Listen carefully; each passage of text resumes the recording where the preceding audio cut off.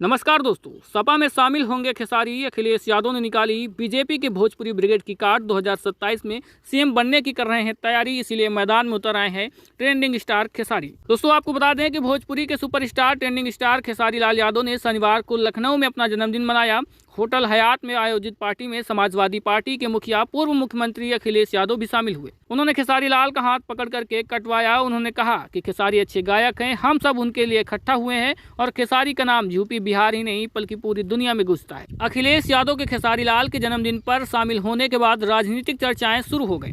वजह यह भी है कि 2 महीने के भीतर अखिलेश यादव और खेसारी लाल के बीच में लगभग 5वीं मुलाकात हुई। कयास लगाए जा रहे हैं कि खेसारी लाल सपा में शामिल हो सकते हैं। अगर ऐसा होता है तो 2027 में चुनाव में समाजवादी पार्टी पूर्वांचल में फायदा मिल सकता है। इसके अलावा यूपी बिहार में समाजवादी पार्टी की और भी अच्छी खासी बीजेपी को टक्कर देने में कामयाब हो सकती है।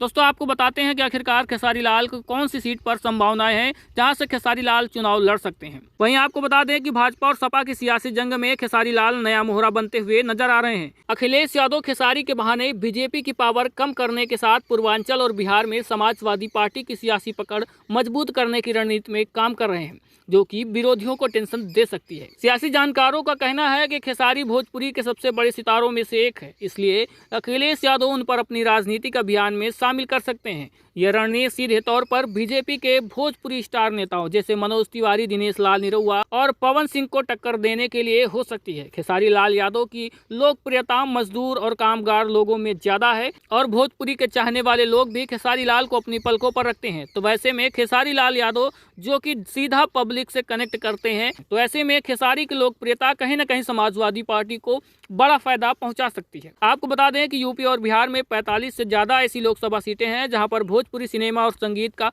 सीधा असर पड़ता है।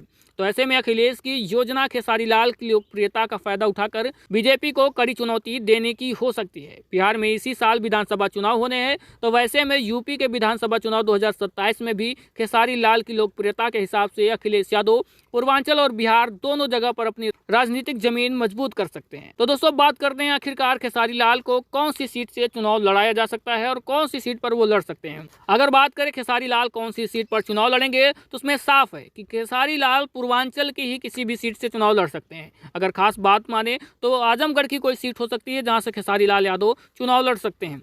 लेकिन अभी तक कोई आधिकारिक घोषणा नहीं की गई है कि खेसारी लाल कौन सी सीट से चुनाव लड़ेंगे। लेकिन इतना तो तय है, अगर खेसारी लाल समाजवादी पार्टी से चुनाव लड़ेंगे तो वो पूर्वांचल की किसी सीट से चुनाव लड़ेंगे। आप लगातार देख रहे हैं कि जैसे रवि किशन पूर्वांचल में ही गोरखपुर से सांसद हैं और दिनेश लाल निरहुआ को भी भारतीय जनता पार्टी ने आजमगढ़ से सांसद बनाया था। हालांकि इस बार हार गए समाजवादी पार्टी के धर्मेंद्र यादव वहां पर परचम फहराने में कामयाब हुए। तो वैसे में पूर्वांचल में भी खेसारी लाल को एक सीट मिलेगी जहां पर चुनाव लड़ सकते हैं। लेकिन उससे पहले समाजवादी पार्टी बिहार के विधानसभा चुनाव में उनको स्टार प्रचारक बना सकती है और स्टार प्रचारक बनने के बाद खेसारी लाल लगातार अलग अलग विधानसभाओं में जाकर अपने कार्यक्रम करेंगे और पार्टी के लिए वोट बटोरेंगे। तो दोस्तों खेसारी लाल की इस धमाकेदार एंट्री के बारे में आपको क्या कहना है और खेसारी लाल को किस सीट से चुनाव लड़ना चाहिए जिससे वो जीतने में कामयाब हो जाएं? कमेंट बॉक्स में बताइएगा। और वीडियो अच्छा लगा है तो लाइक शेयर करके चैनल को भी सब्सक्राइब जरूर कर लीजिएगा।